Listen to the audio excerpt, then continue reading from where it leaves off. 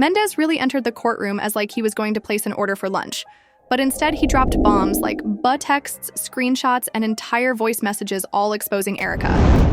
I'm not even sure how to explain this without coughing, and this isn't your typical baby mama drama.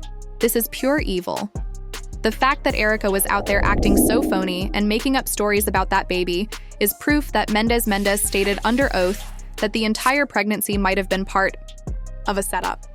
Yandy attempted to intervene but was quickly shut down, and the entire courtroom froze as if it were a live broadcast. Who was she texting while she was lying on that hospital bed? This isn't a reality show anymore, buddy. If the messages that men are exposing are even remotely genuine, then Erica Mena has just gotten herself involved in the biggest scandal of her career. Hold on, this is about to get nasty. Have you ever seen someone ruin their entire reputation in less than 5 minutes? That's precisely what occurred when Mendes took out his phone in court as if it were inconsequential and sent out texts that had everyone in the courtroom gripping their breath. And no, this isn't reality TV. The storyline wasn't made up. This was real life, and it was shown in a federal building. Let's take a moment to explain everything, because if you're unfamiliar with this situation, you gotta get the whole picture. We're talking about Erica Mena, a model, reality star, and drama magnate, and Mendes Harris, a former criminal who is now a family guy and keeps coming back to himself. Just a few weeks ago, Erica revealed on social media that Mendes was the father of her newborn child, and the internet went crazy. This is where things get twisted in the middle of the messiest scenarios possible. Was popular and being devoured by blogs like Sunday Dinner, but then the results of a DNA test proved it, or so we believed. But now, because of Mendes's legal team, those results are being questioned for what reason. As he just revealed, let that rest for a moment. According to insiders, these communications reveal Erica manipulating timeframes and threatening to go forward, suggesting that the entire pregnancy may have been a setup. Who would even consider using a lookalike donor to skew the DNA findings? If Mendeecees didn't acknowledge the baby and joked about it? But wait, it gets worse in one of the voice records that were purportedly released just weeks ago.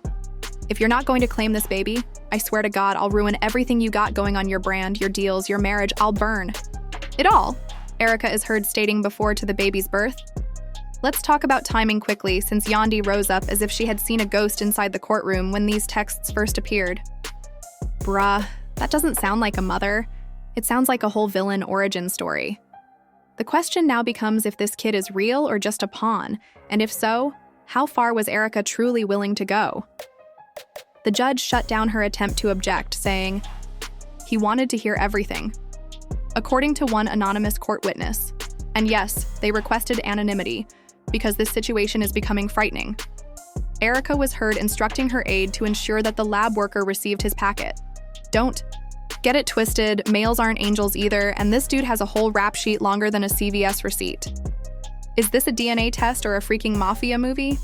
This time, though, he might be the one telling the truth, particularly since he supplied more than just texts. He also brought locations, timestamps, and even video proof of him confronting Erica weeks prior to the baby's birth. In the video, Erica can be seen screaming, "You promised you'd play along, you're not giving up just yet." What were they doing with a fictitious pregnancy, a custody dispute, or a scheme involving Mona Scott? No one knows yet, but social media is already consuming it. One Twitter user wrote, "If Erica really faked a baby just to trap Mendeecees, she needs an Oscar, not a custody hearing. This is next level psychotic." Textgate and Erica Exposed are trending back to back. Honestly, they might not be mistaken when someone else added, she went from Erica Mena to Erica Menace. Let's now discuss why Erica would go this far. Recall last year when her endorsement. She was thrown off a PR trip for allegedly striking another influencer on stage after the Flat Tummy Tea brand started drying her up, and her reputation was already suffering. So what better way to grab the spotlight than by fabricating the most convoluted and messy scandal imaginable, trapping a man with a child, preferably one who is already well-known, married, and contentious, and making headlines right away. However, if this was a public relations ploy, it's backfiring in real time because Erica's lawyer began to perspire when the texts were read aloud in court. Rumor has it that he requested the judge for a break and was later spotted pacing outside while talking on the phone. Saying something about Mendeecees simply sat back in his seat, cool, serene, and unconcerned, as if he had been waiting for this moment for months. despite the courtroom being in disarray due to tainted evidence or the scheme, claimed that he appeared to be a man who had finally had enough of playing the villain. He spoke very little, letting the text do the talking, and they read one of the last messages before the session ended.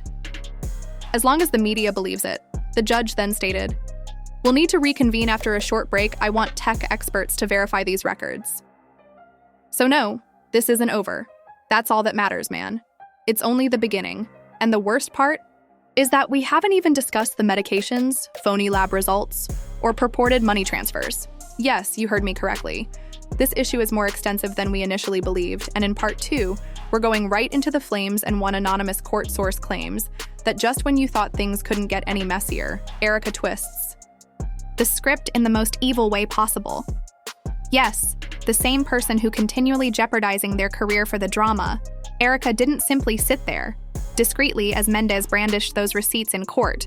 Oh no, she was apparently in possession of her own nuclear-level evidence, and what was it? A purportedly classified film that was allegedly recorded in 2023 that purportedly showed Mendeecees shouting into the phone while pacing a hotel room with what looks to be a used drug kit, saying that he can't continue to do this with Erica.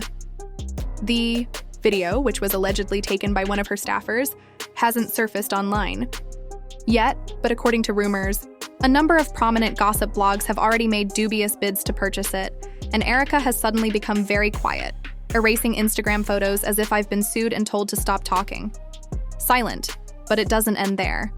A second anonymous message was posted on other gossip websites alleging that Mendeecees checked into a rehab facility last year under a false identity shortly after the said baby was born. Why is this happening? Noteworthy because he made the public declaration that he was working on his marriage with Yandy at that time, which makes sense. Fans are now searching through previous podcast episodes, Instagram accounts, and even archived tweets in an attempt to figure out if there were any clues. They were similar to Yandy's cryptic September post that stated, "Loyalty shouldn't be confused with stupidity."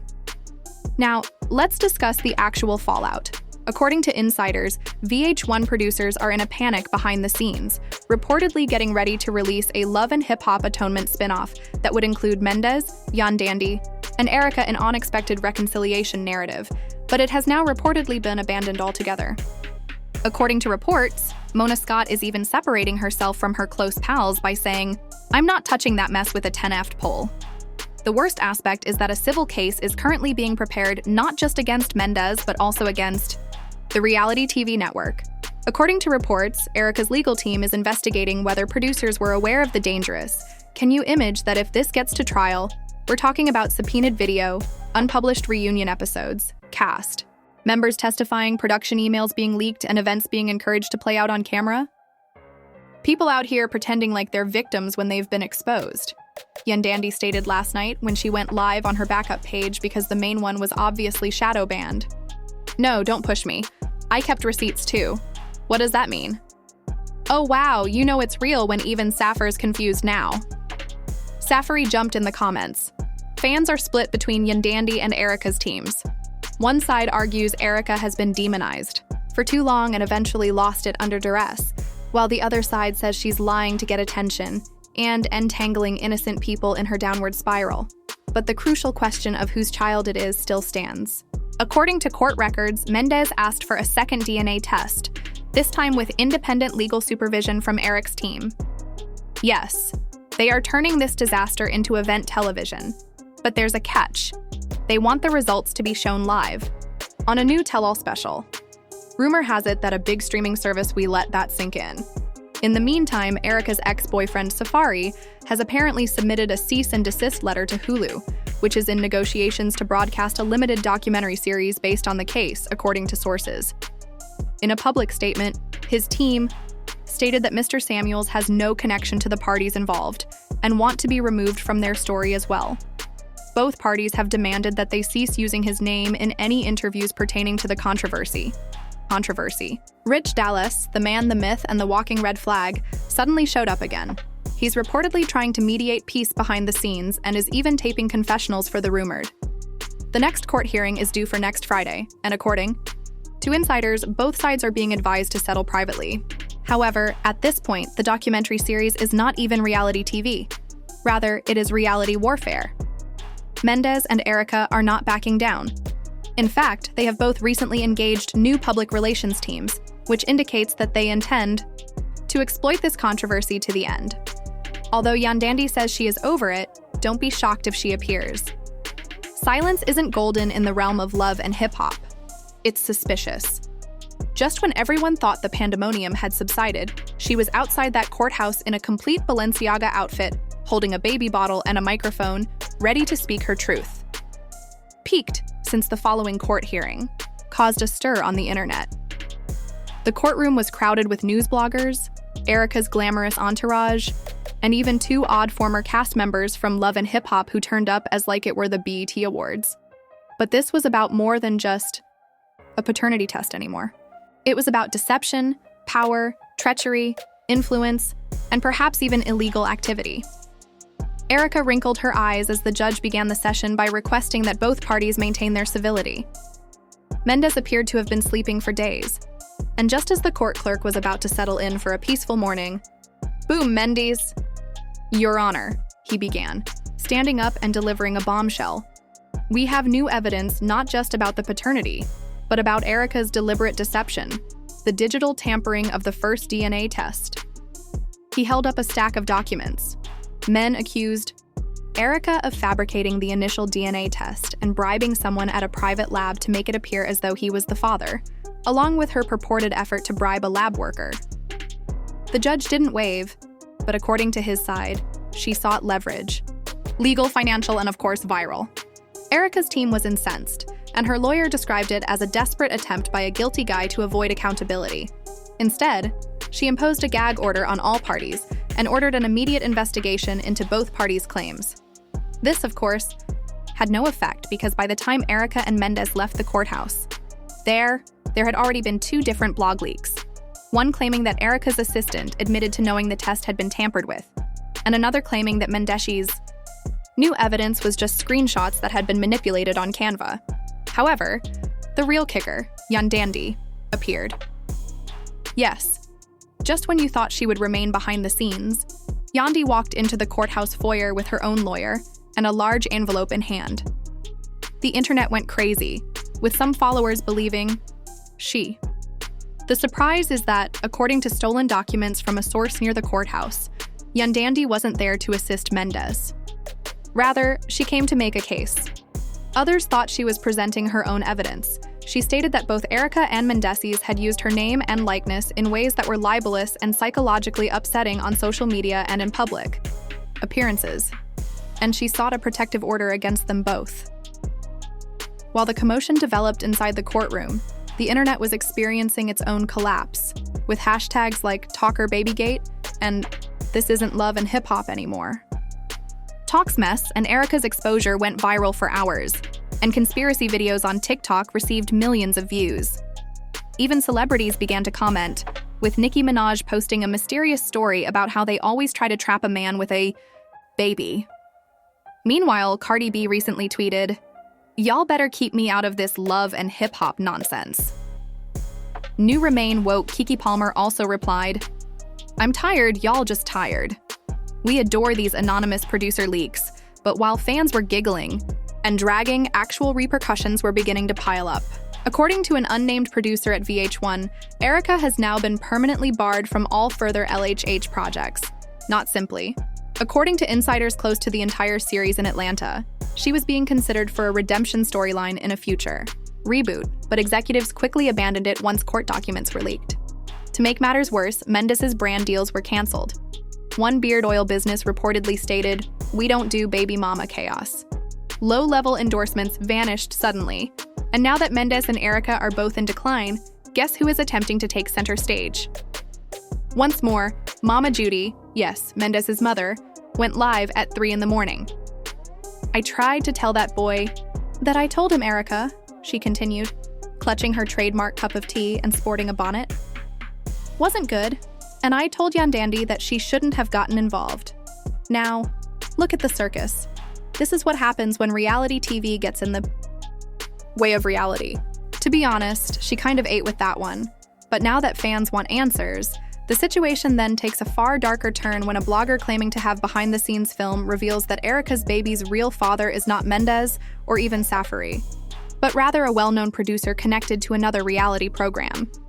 The issue is that, if it's true, everything Erica has done in court has been a setup from the emotional when she first met him last year, while making an appearance as a guest on a pilot episode. According to reports, everything from the phony test to smearing Mendeecees' reputation was part of a sick plot to gain full custody and widespread sympathy. And guess what? Yandy's attorneys are apparently bringing a separate legal lawsuit. She is suing Erica for mental distress, slander, and online harassment, alleging that her social media efforts have harmed her company's reputation and led her children to experience ongoing anxiety. You know who is supporting her? Yes, Tahiri appeared out of nowhere with a dubious TikTok about women who use motherhood as a weapon. Fans instantly connected it to the Erica Mendeecees incident. At this point, the shade is generational, and as the heat builds, court authorities are working extra hours to get ready for what some insiders are referring to as the trial of the decade.